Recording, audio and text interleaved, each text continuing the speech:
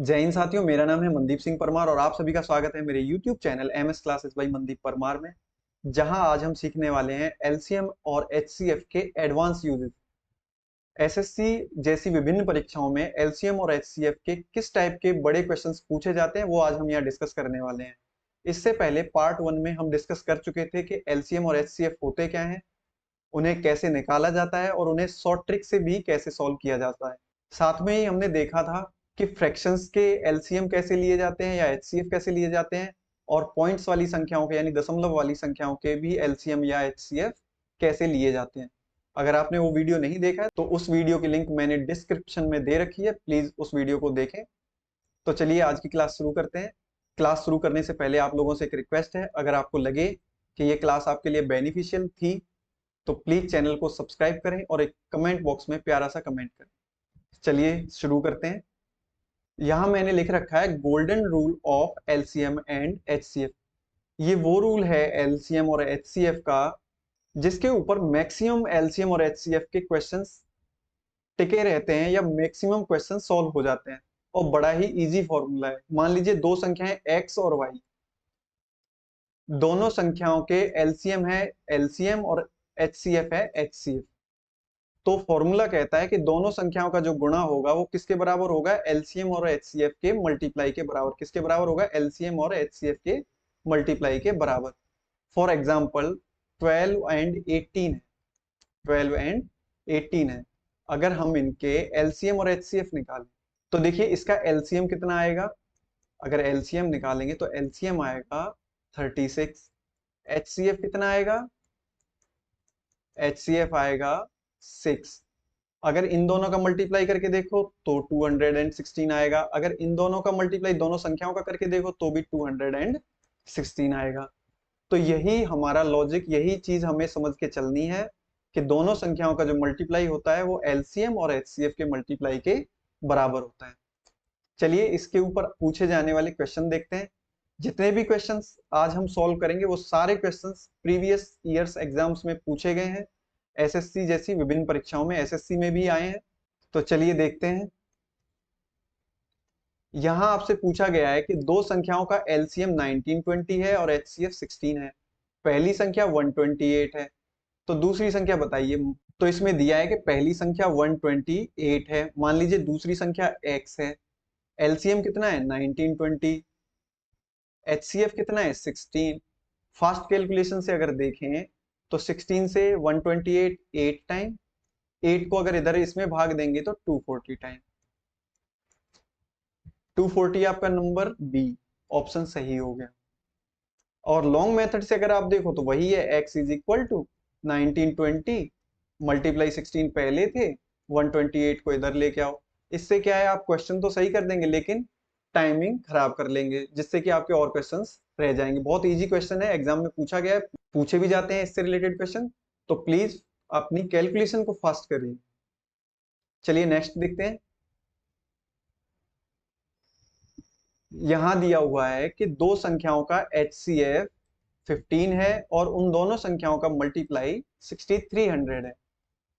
तो बताइए कि वो उन संख्याओं के पेयर क्या क्या हो सकते हैं, वो दो संख्याएं कौन कौन सी हो सकती हैं, कितने पेयर हो सकते हैं उन दोनों संख्याओं के जिनका HCF यानी कि मासापा इतना हो और मल्टीप्लाई करें तो 6300 हो।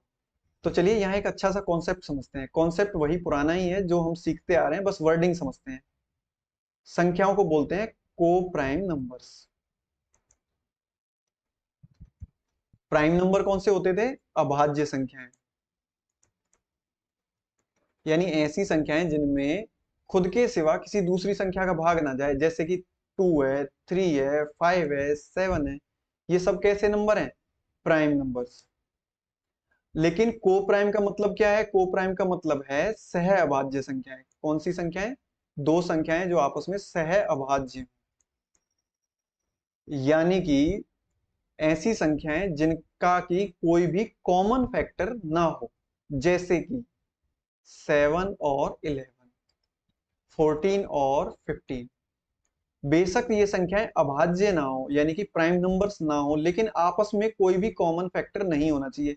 14 और 15 में कोई भी कॉमन फैक्टर है? नहीं है। ऐसे ही 30 में, 31 में कोई कॉमन फैक्टर है? नहीं है। तो ऐसी संख्याएं क्या कहलाती हैं? को प्राइम नंबर्स। किन्हीं दो संख्याओं को अगर को प्राइम नंबर बनाना हो तो बनाते कैसे? मान लीजिए 20 और 30 हैं। अगर इनको सरलतम रूप में लिखें, उनको और छोटा करके लिखें, दोनों में को प्राइम नंबर्स में लिखें छोटा करके, तो कैसे लिखेंगे? HCF से भाग दो। 20 और 30 का HCF क्या होगा? महत्तम समापवर्तक 10। तो ये बचा 2, ये बचा 3। ये किस में आ गए? को प्राइम नंबर्स में। वहीं अगर इन को प्राइम नंबर्स को अगर मैं संख्या बनाऊं, ओरिजिनल नंबर बनाऊं, तो क्या करना पड़ेगा? मुझे इनके HCF से मल्टीप्लाई करना पड़ेगा दोनों। क्लियर? सेम लॉजिक हम यहां लगाएं, सेम चीज यहां पे पूछ रही है।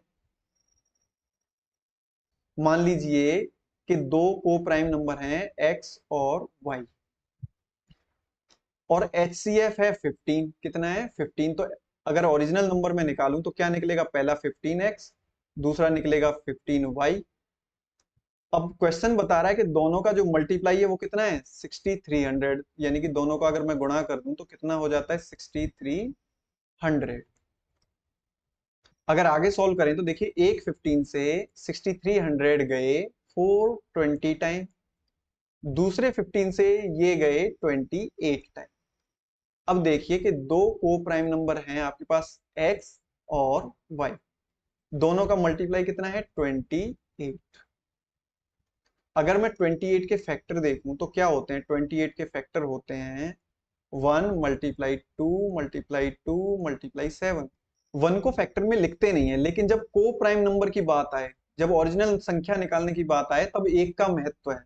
एक का महत्व ऐसे है कि मान लीजिए को प्राइम नंबर 1 है और HCF 15 है, तो ओरिजिनल संख्या क्या हो जाएगी? HCF से गुणा करेंगे। मान लीजिए ये एक 2 की जगह पे 1 होता, ये 2 की जगह पे 1 होता, तो एक क्या होता है यहाँ पे? को प्राइम नंबर्स। अगर ओरिजिनल संख्या बनाते तो हमें कितने किससे मल्टीप्लाई करना पड़ता है? HCF से, यानी 10 से। तो ये क्या हो जाती? 10। सेम वे यहाँ पे एक का महत्व कब आता है? जब को प्राइम नंबर से ओरिजिनल नंबर हम बना रहे हो। तो देखिए, अगर x और y को लिया जाए जिनका मल्टीप्लाई कितना है? 28, पेयर में बनाए तो देखिए पहला पेयर बनेगा 1 और 28 का। ओके। दूसरा पेयर बनेगा 28 से एक फैक्टर इधर लेके आओ। 28 के फैक्टर कितने हैं? 1 मल्टीप्लाई 2 मल्टीप्लाई 2 मल्टीप्लाई 7। तो 1 को मैंने इधर ले लिया, अब ये 2 को भी, दूसरे वाले 2 को भी मैं इधर लेके आऊं तो ये कितने हो जाएंगे? 2 एंड 14। अब बताइए क्या ये को प्राइम है? 2 एंड 14 दोनों में 2 2 से भाग जा रहा है, तो ये को प्राइम नहीं है, यानी कि ये पेयर काम नहीं करेगा।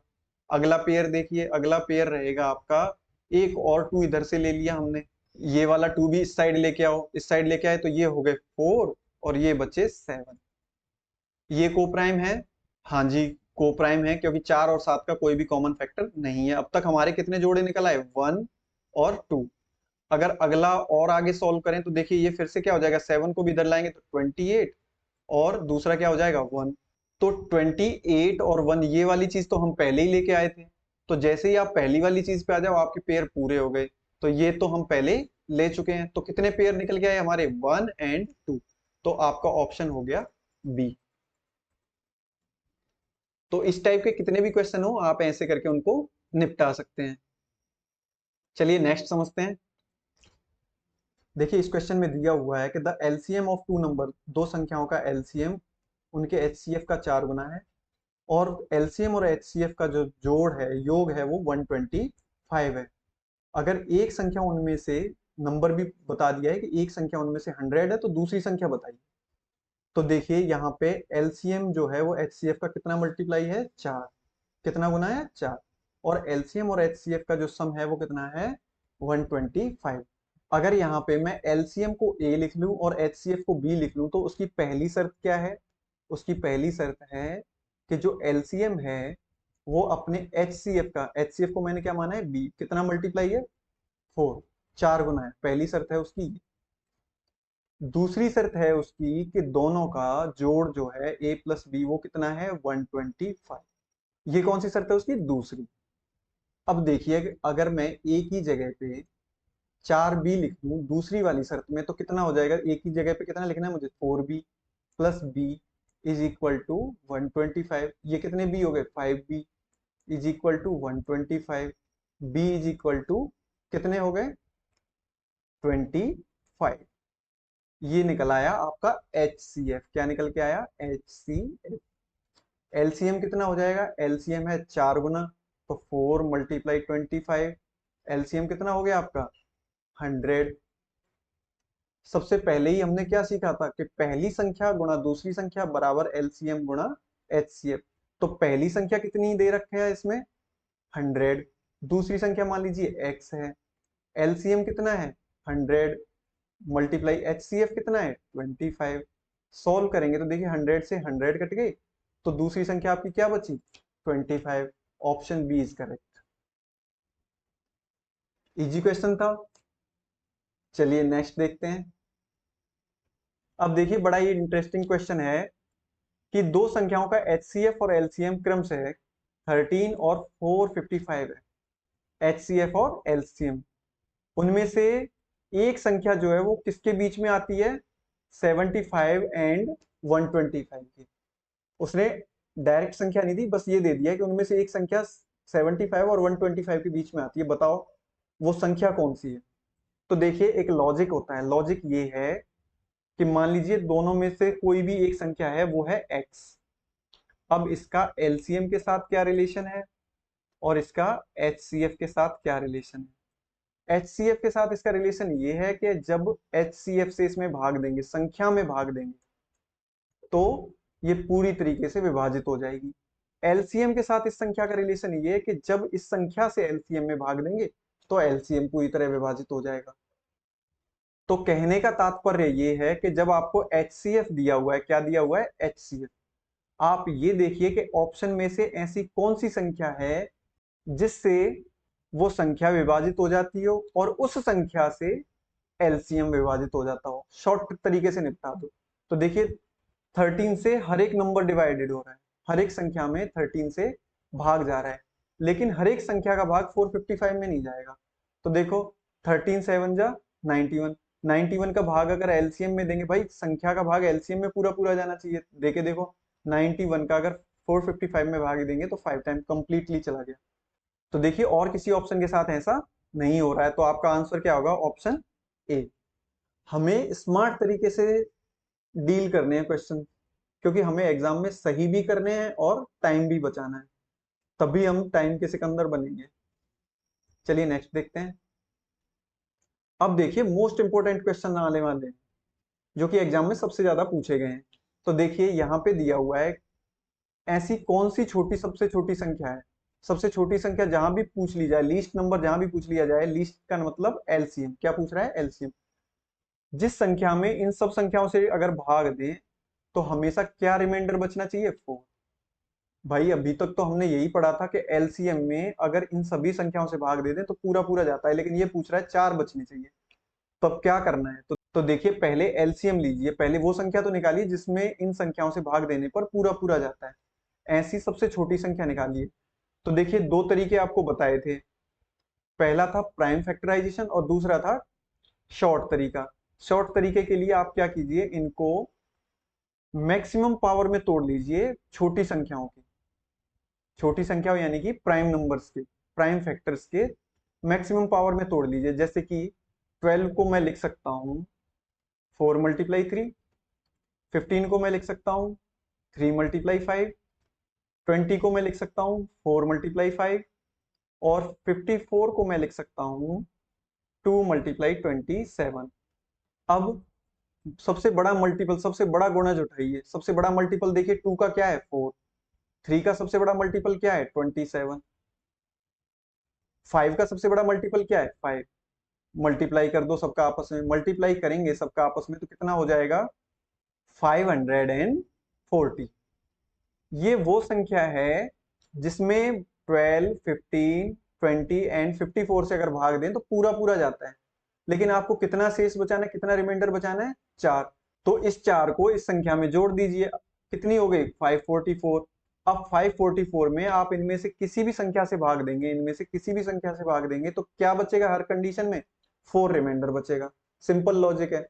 तो जब भी आपसे पूछा जाए कि प्रत्येक दशा में 4 शेष बचे, 2 शेष बचे, 3 शेष बचे, 28 शेष बचे, जितने रिमाइंडर दिए जाए उनको उस संख्या में जोड़ दीजिए, वही आंसर हो जाता है। तो आपका ऑप्शन कौन सा करेक्ट हो गया? डी। चलिए नेक्स्ट देखते हैं। देखिए ये क्वेश्चन आपसे एसएससी के एग्जाम में पूछा गया था। तो यहाँ दिया है कि 5 नंबर की सबसे बड़ी संख्या वो बताइए जो 3, 5, 8 और 12 से भाग देने पर दो शेष बचे। कंडीशन सेम वही है, लेकिन एलसीएम लेने के बाद भी वो संख्या कितनी होनी चाहिए? 5 डिजिट की सबसे बड़ी। तो इसके लिए हम क्या करेंगे? सबसे पहले 3, 5, 8 और 12 का एलसीएम ले लेंगे। तो देखिए 12 को मैं क्या लिख सकता हूँ? 4 मल्टीप्लाई 3। बस, बाकी तो सब अपने मैक्सिमम मल्टीपल में, मैक्सिमम गुणज में या पावर में है। तो देखिए एलसीएम क्या हो जाएगा? एलसीएम हो जाएगा 2 का सबसे बड़ा मल्टीपल 8, 3 का सबसे बड़ा मल्टीपल 3, 5 का सबसे बड़ा मल्टीपल 5। कितना हो गया? 120। ये एलसीएम है। अब आगे देखिए, पूछ रहा है कि 5 डिजिट की सबसे बड़ी संख्या बताइए। तो 5 डिजिट की सबसे बड़ी संख्या कौन सी होती है? 5 टाइम 9। लेकिन ये संख्या 3, 5, 8 एंड 12 से डिवाइड भी होनी चाहिए फुली, और दो शेष बचने चाहिए। तो इसके लिए मैं क्या करूंगा? 120 से भाग दूंगा। पहले वो संख्या निकालूंगा जो फुली डिवाइड हो इन चारों संख्याओं से। भाग देंगे तो देखिए पहली बार गया 12 का 99 में 8 टाइम, 960, बचे 39, ऊपर से एक 9 नीचे उतरा। अब 12 का 39 में देके देखेंगे तो 3 टाइम, 360, फिर से बचे 39, एक और 9 नीचे उतरा, फिर 3 टाइम, 360, कितने बचे? 39। बस यही नहीं बचने चाहिए थे। अगर 39 नहीं बचते तो ये पूरी तरीके से विभाजित हो जाती इस एलसीएम से, तो यानी कि वो संख्या हो जाती जो इन सभी से पूरी तरह से विभाजित थी। तो अब क्या कर सकते हैं? अब ये कर सकते हैं कि अगर इस संख्या में से हम 39 घटा दे 5 अंकों की सबसे बड़ी संख्या, 5 अंकों की सबसे बड़ी संख्या,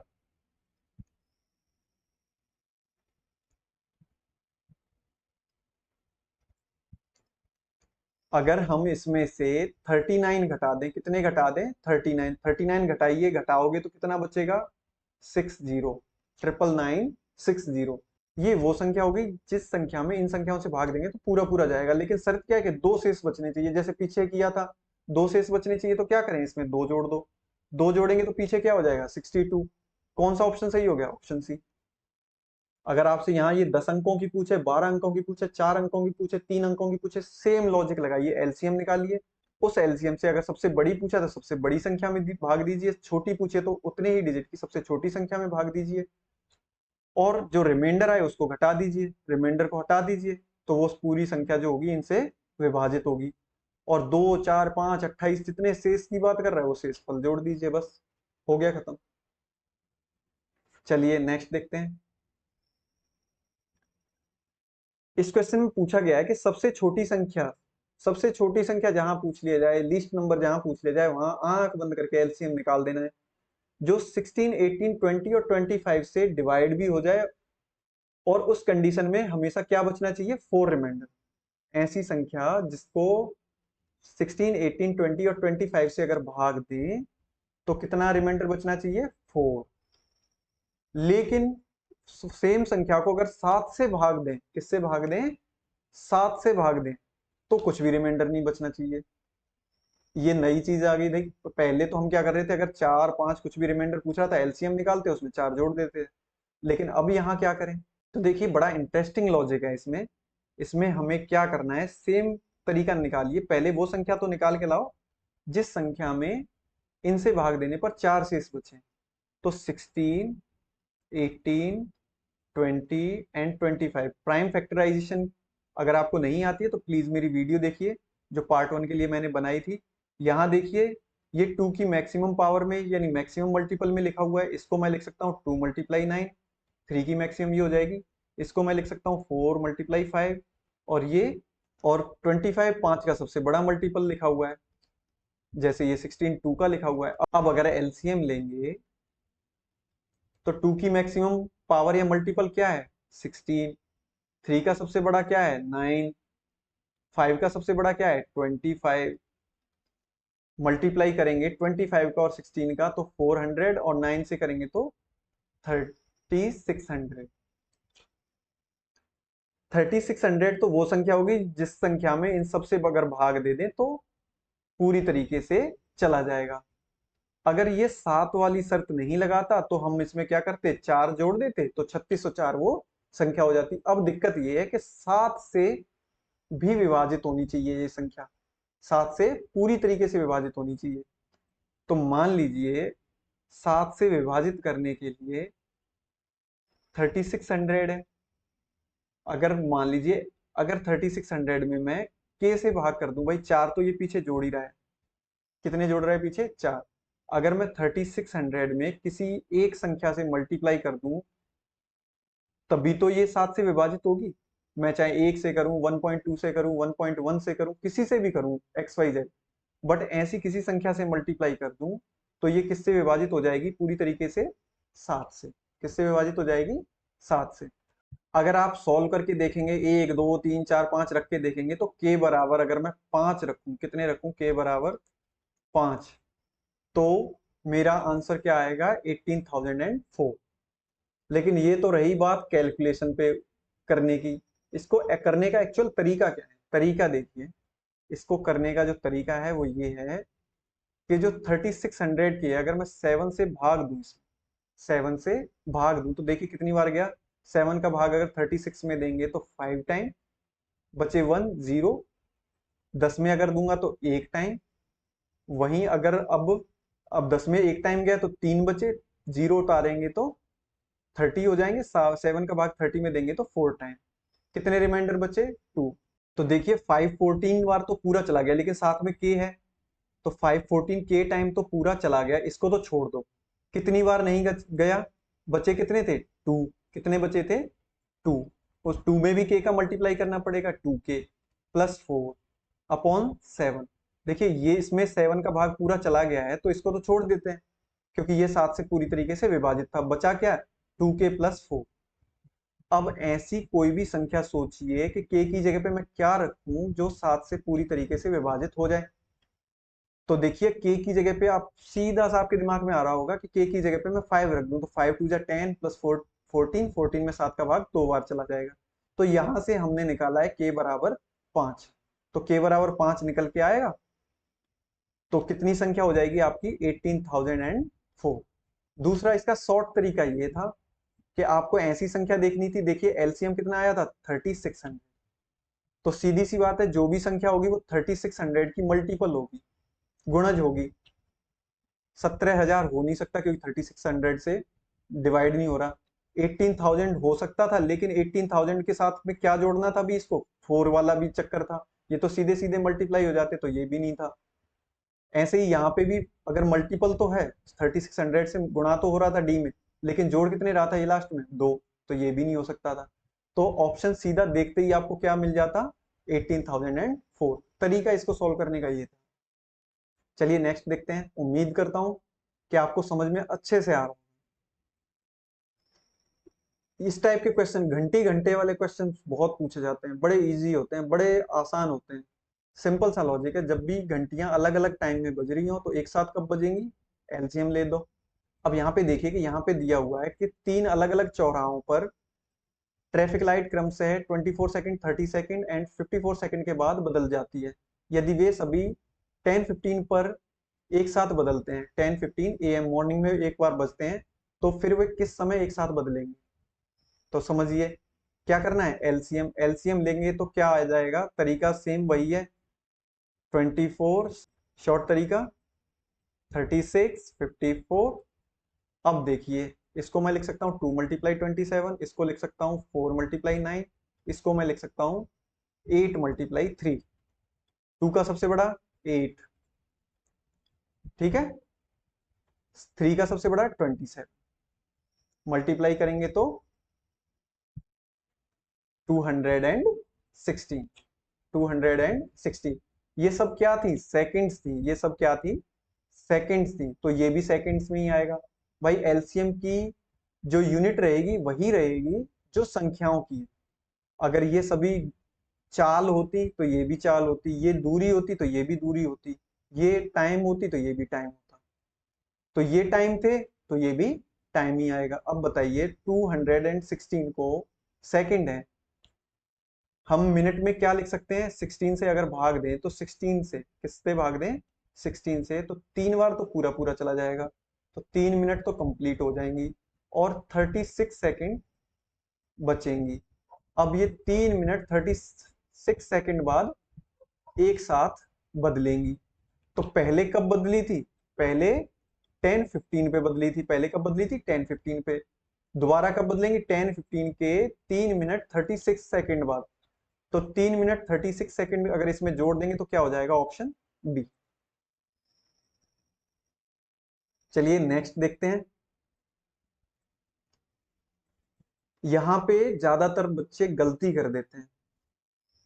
गलती क्या कर देते हैं यहाँ पे कि क्वेश्चन में दिया हुआ है 5 किलोमीटर लंबे ट्रैक पर, ट्रैक कितना लंबा है 5 किलोमीटर, ए बी और सी एक ही दिशा में एक ही समय पर 2.5 किलोमीटर प्रति घंटे, 2.5 किलोमीटर 2/1/2 यानी कि 5/2 किलोमीटर प्रति घंटे, 3 किलोमीटर प्रति घंटे एंड 2 किलोमीटर प्रति घंटे की स्पीड से, गति से। यहाँ पे ध्यान देने वाली चीज ये है कि ये क्या है, गति, स्पीड है। और क्योंकि हमें किलोमीटर प्रति घंटे से भी समझ में आ रहा है कि ये गति है।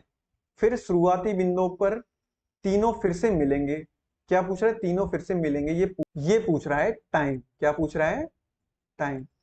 क्योंकि सारे ऑप्शन भी टाइम में दिए हुए हैं, आपको दिया हुआ है चाल, जैसे मैंने पीछे ही बताया कि एलसीएम की यूनिट वही रहती है या एचसीएफ की यूनिट वही रहती है जो संख्याओं की रहती है, वो चेंज नहीं होती। वो किलो में तो ये भी किलो में। अब आपको पूछा क्या है, टाइम, और दी किस में है, किलोमीटर प्रति घंटे, यानी कि दी चाल में है। तो आपको क्या करना है, पहले टाइम निकालना है। तो टाइम के लिए, समय के लिए फॉर्मूला होता है, टाइम के लिए time is equal to distance upon speed, यही फॉर्मूला होता है। अगर इस फॉर्मूले में रखें तो देखिए तीनों हैं, ए को कितना टाइम लगता है, 5 किलोमीटर की दूरी है और 2.5 किलोमीटर पर आवर की स्पीड है। 5/2 को मैं 2.5 लिख सकता हूं, तो ये कितनी होगी, 2 आवर्स।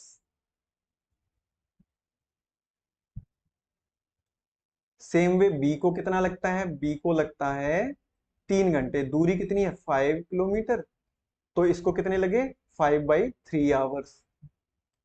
सी को कितना लगता है, 5 दूरी है, 2 की स्पीड से चल रहा है, तो 5/2 घंटे। आपको क्या करना है, ए बी सी तीनों का एलसीएम ले लेना है। अब भाई घंटे में आ गया तो एलसीएम ले लो।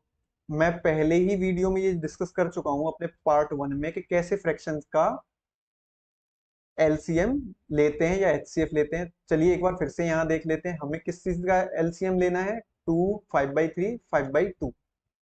तो एलसीएम जब फ्रैक्शन का लेते हैं तो क्या करते हैं, ऊपर की संख्याओं का लेते हैं एलसीएम, ऊपर की संख्याओं का लेते हैं एलसीएम, और नीचे की संख्याओं का लेते हैं एचसीएफ। तो ऊपर क्या क्या है, 2 है, 5 है एंड 5 है। 2, 5 और 5 का अगर एलसीएम लेंगे तो कितना हो जाएगा 10, क्योंकि 5 की मैक्सिमम मल्टीपल, सबसे बड़ा मल्टीपल 5 है और 2 का 2 है, तो 5 2 जा 10। नीचे 2 और 3 में कुछ भी कॉमन नहीं है, एचसीएफ कुछ है ही नहीं, तो क्या होता है एचसीएफ 1, 1 को लिखने की जरूरत भी नहीं है। तो ये कितने घंटे निकले, 10 आवर्स। Option C correct. चलिए नेक्स्ट देखते हैं। अब देखिए मोस्ट इंपोर्टेंट यूज जो है एलसीएम और एचसीएफ का, वो टाइप के क्वेश्चंस अब आपके लिए आए हैं। इन क्वेश्चंस में आपसे पूछा जाएगा कि आपके पास बहुत सारे सेट किताब के हैं, मिठाई के डिब्बे हैं, कुछ भी हैं, और वो आपको ऐसे लगाने हैं, रैक में ऐसे लगाने हैं कि वो सभी रैक में इक्वली आ जाए, यानी कि ऐसे रैक बनाने हैं कि उनको इक्वली सभी रैक में रखा जाए। मान लीजिए आपके पास 100 बुक्स हैं और आपके पास जो रैक हैं वो हैं 11, और एक रैक में जो बुक आती है वो आती है 9। तो क्या होगा, 9 बुक रखने के बाद एक बुक बची रह जाएगी। सपोज करिए अगर आपको एक रैक बढ़ा के दे दें तो एक रैक में लास्ट वाले तो लास्ट वाले रैक में सिर्फ एक ही बुक रह जाएगी। तो हमें क्या करना चाहिए कि ऐसे रैक, रैक का मतलब समझ रहे हो, अलमारी, इस टाइप की अलमारी या इस टाइप की कोई भी कार्टून या कोई भी कवर्ड, कुछ भी मान लीजिए जो ये पूछे, स्टॉक्स कुछ भी पूछे, आपको ऐसा लेना है जिसमें कि इक्वली सारी चीजें आ जाएं। जैसे कि अगर एग्जांपल के लिए देखें, एलसीएम और एचसीएफ के यूज कहाँ है। मान लीजिए कि आपके पास 3 बर्तन है, मान लीजिए आपके पास 3 बर्तन है, ये है 5 लीटर का, ये है 6 लीटर का, और ये है 8 लीटर का। तो अब बताइए कि ऐसा कौन सा बर्तन लूं मैं, कितना बड़ा जग लूं या कोई भी इतना बड़ा बर्तन लूं जिसमें कि मैं किसी भी जग से पानी डालना शुरू करूं, किसी भी जग से पानी डालना शुरू करूं तो उस जग से पूरे जग भर जाएं इसमें। ऐसा नहीं हो कि लास्ट वाला जग आधा रह जाए, कि आधे में ही भर जाए। तो देखिए आपको कितने लीटर का ये जग लेना चाहिए, तो आप एलसीएम से बता दोगे कि ये जो जग होगा वो 120 लीटर का होना चाहिए। कितने लीटर का होना चाहिए? 120 लीटर का। अब सपोज करिए कि अगर ये जो जग है ये 100 लीटर का होता, कितने का होता? 100 लीटर का। तो 5 लीटर वाले से तो 20 जग आ जाते, चलो इससे तो पूरा हो जाता। 6 लीटर वाले से 16 जग आ जाते, कितने? 16 जग तो आ जाते, 16 6 96। लेकिन जब लास्ट वाला जग मैं लेके आता 6 लीटर वाला, तो उससे सिर्फ मुझे कितने डालने पड़ते? 4 लीटर। तो इस जग में 2 लीटर बैलेंस रह जाता, तो ये वाला काम नहीं करता। तो हमें मिनिमम कितना बड़ा बर्तन चाहिए? 120 लीटर का। मैक्सिमम कितना चाहिए? 120 लीटर के जितने मल्टीपल होंगे, 240, 360, ऐसे ऐसे आगे बढ़ते बढ़ते। तो ये होता है एलसीएम का यूज। अब एचसीएफ का यूज कहाँ होता है? अब एचसीएफ का यूज होता है यहाँ पे। मान लीजिए कि ये जग है या ये बर्तन है, ये है 25 लीटर का, ये है 35 लीटर का, और ये है 45 लीटर का। अब ऐसा मैं कौन सा लीटर लूं या कौन सा बर्तन लूं जिससे कि मैं जिस जग को भरूं उस जग को मैं पूरा भर पाऊं और इस जग में भी कुछ भी बैलेंस ना बचे। तो देखिए उस कंडीशन में मुझे क्या करना पड़ेगा? इनका एचसीएफ लेना पड़ेगा। एचसीएफ लेंगे तो क्या आया? 5। तो 5 लीटर के बर्तन से अगर मैं भरना शुरू करूं तीनों जग को, तो मैं तीनों जग को फुली भर पाऊंगा और इस जग के अंदर कुछ भी बैलेंस नहीं बचेगा। सेम वे, ये मान लीजिए आपकी किसी सब्जेक्ट की किताबें, मान लीजिए हिंदी की है, ये आपकी इंग्लिश की हैं, ये आपकी मान लीजिए साइंस की हैं। अब आपको इनको रैक में, अलमारी में, कबर्ड में, किसी में भी लगाना है या कार्टून में रखना है, तो आपको ये कार्टून का साइज ऐसा कैसा चाहिए कि सभी कार्टून में बराबर बराबर किताबें आ जाएं। तो आपको क्या करना पड़ेगा? इन सब का एचसीएफ लेना पड़ेगा। क्या लेना पड़ेगा? एचसीएफ, जैसा कि इस एग्जाम्पल में बताया गया है। 336, 240 और 96 पुस्तकें हैं, किस किस की? इंग्लिश, मैथ और साइंस की। इंग्लिश, मैथ और साइंस की। आपको क्या करना है कि सभी ढेरों की ऊंचाई समान हो, यानी सभी में इक्वल इक्वल बुक्स आए। तो आपको क्या करना पड़ेगा? इनका एचसीएफ ले लो। एचसीएफ लेने का तरीका, शॉर्ट ट्रिक क्या बताई थी? 336 में से दूसरी संख्या घटा दीजिए 240, और दूसरी संख्या में से तीसरी संख्या घटा दीजिए, यानी कि बड़ी संख्या में से छोटी संख्या घटा दीजिए। सबसे बड़ी में से दूसरे नंबर की घटा दी, दूसरे नंबर में से तीसरे नंबर की। तो यहाँ पे निकल के आया इसका डिफरेंस कितना? 96। यहाँ पे डिफरेंस कितना निकल के आया? 144। अब देखिए या तो यहीं पे एलसीएम देख लीजिए, नहीं तो इनका डिफरेंस भी देखिए। इनका डिफरेंस कितना है? 48। तो देखिए ये जो डिफरेंस लास्ट में निकल के आएगा या तो यही एचसीएफ होगा, ठीक है। अगर ये एचसीएफ नहीं होगा तो इसके फैक्टर एचसीएफ होते जाएंगे। फैक्टर जैसे कि 24 हो सकता है। 24 भी नहीं होगा तो 24 से और नीचे जाएंगे तो 12 हो सकता है। 12 भी नहीं होगा तो 6 हो सकता है, 2 हो सकता है, और लास्ट में कुछ नहीं होगा तो 1 भी हो सकता है। तो देखिए 48 से 96 में भी भाग जा रहा है, 144 में भी जा रहा है, तो 48 एचसीएफ होगा। तो 48 ऑप्शन डी इज करेक्ट। ये शॉर्ट ट्रिक है इसकी, बिल्कुल शॉर्ट ट्रिक। तरीका इसका क्या है? प्राइम फैक्टराइजेशन तरीका है, भाग विधि तरीका है। मैं बार बार मेंशन कर रहा हूं, मैंने पार्ट 1 में बहुत अच्छे तरीके से ये शॉर्ट ट्रिक भी समझाई है, भाग विधि को भी समझाया है, डिवीजन मेथड जो प्राइम डिवीजन मेथड बोलते हैं वो भी अच्छे से समझाया है, common division method, prime factorization भी बड़े अच्छे तरीके से समझाया है। तो प्लीज उसे देखना एक बार। उसे देखने के बाद अगर आप इस वीडियो को भी देखोगे तो आप एलसीएम और एचसीएफ में महारत हासिल कर लोगे, ये मेरी गारंटी है। चलिए नेक्स्ट क्वेश्चन देखते हैं। अब देखिए बड़ा ही सिंपल क्वेश्चन है कि तीन संख्याएं 2, 3, 4 के रेशियो में HCF 12 है। तो ये तो मैं पहले ही डिस्कस कर चुका था आपके साथ कि को प्राइम नंबर्स जो होते हैं वो कब बनते हैं, जब उनके HCF से उनमें भाग दे दिया जाता है तो को प्राइम बन जाते हैं। अगर ओरिजिनल संख्या चाहिए तो आपको क्या करना चाहिए, HCF से मल्टीप्लाई कर दो। तो पहली संख्या होगी 24, दूसरी संख्या होगी 36, तीसरी संख्या होगी 48। पूछा क्या है उसने, एलसीएम ऑफ नंबर। अगर तीनों का एलसीएम लेंगे तो एलसीएम लेने पर कितना आएगा, 144। तरीका मैं आपको पिछले क्वेश्चंस में बता चुका हूं, तो आप उससे जल्दी से निकाल के देखिए। चलिए नेक्स्ट देखते हैं। दो संख्याओं का एलसीएम और एचसीएफ 21 और 84 है। HCF है 21 और LCM है 84। If the ratio of the two numbers, उन दोनों संख्याओं के जो रेशियो हैं वो कितने हैं, 1 and 4, then the larger of the two numbers is, तो बड़ी संख्या बताइए। तो देखिए इसको कैसे सॉल्व करेंगे। मान लीजिए एक संख्या है x और दूसरी संख्या है y, ठीक है। दोनों में रिलेशन क्या बताया है, रेशियो है 1/4, यानी कि ये 1 है तो ये 4 है, यानी x जो है वो y का 4 गुना है। शर्त है उसकी x बराबर 4y। तो जो शुरुआत में हमने गोल्डन रूल पढ़ा है वो क्या कहता है कि दोनों संख्याओं का मल्टीप्लाई किसके बराबर होता है, एलसीएम और एचसीएफ के। तो x और y का जो मल्टीप्लाई है वो किसके बराबर होना चाहिए, एलसीएम और एचसीएफ, यानी 21 और 84 के। x की जगह पे मैं क्या लिख सकता हूँ, x की जगह पे लिख सकता हूँ 4y। तो 4y multiply y is equal to 21 multiply 84। तो देखिए इस 4 से 84 कितने टाइम कट गए, 21 टाइम।